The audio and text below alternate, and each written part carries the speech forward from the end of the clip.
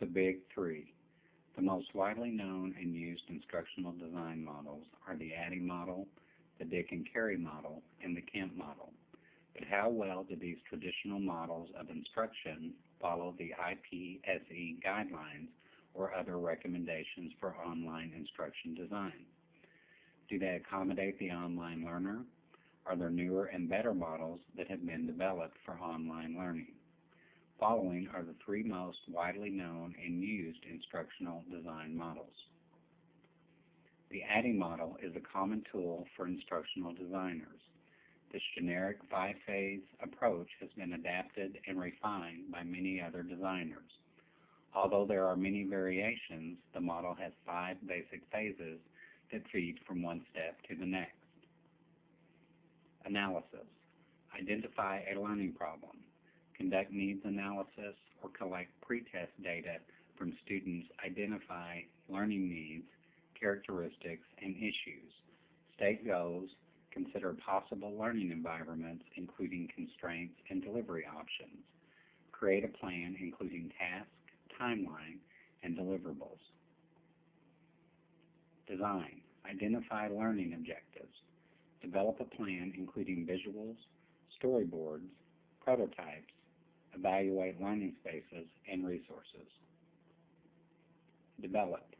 Produce the teaching and learning materials. Implement. Try out the materials with students. Distribute learning materials to teachers and students. Evaluate effectiveness of instruction. Evaluate. Conduct formative evaluation during each phase. Conduct summative evaluation at the conclusion. The Dick and Carey model. Originally published in 1978, Walter Dick and Lou Carey developed a comprehensive model of instructional design that continues to be used by professional designers. Identify instructional goals. State a goal statement describing a skill, knowledge, or attitude that the learner will be expected to demonstrate. Conduct instructional analysis. Identify what the learner must recall. Identify what the learner must be able to do to perform a particular task. Analyze learners and context. Identify general characteristics of the target audience, including prior skills, prior experience, and basic demographics. Identify characteristics directly related to the skill to be taught, and analyze the performance in learning settings. Write performance objectives.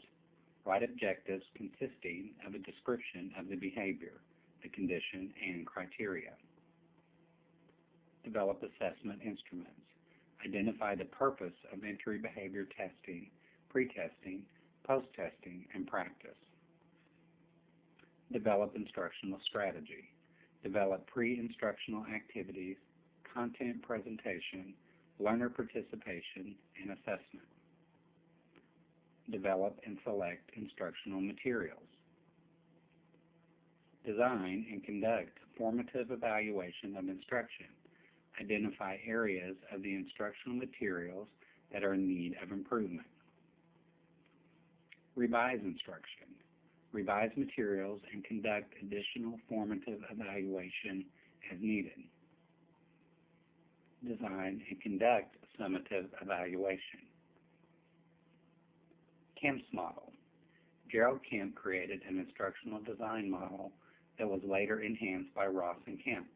The model contains 9 components. Identify instructional problems and specify goals for designing an instructional program.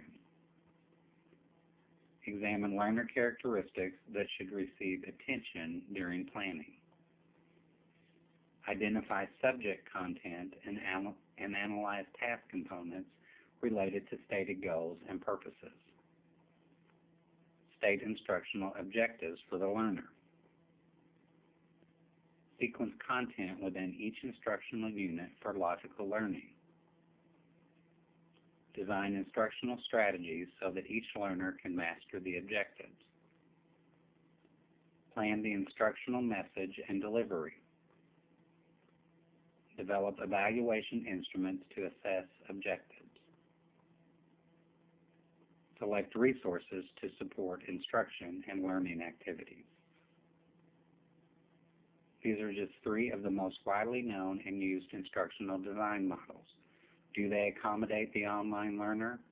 Are there newer and better models that have been developed for online learning? Decide for yourself.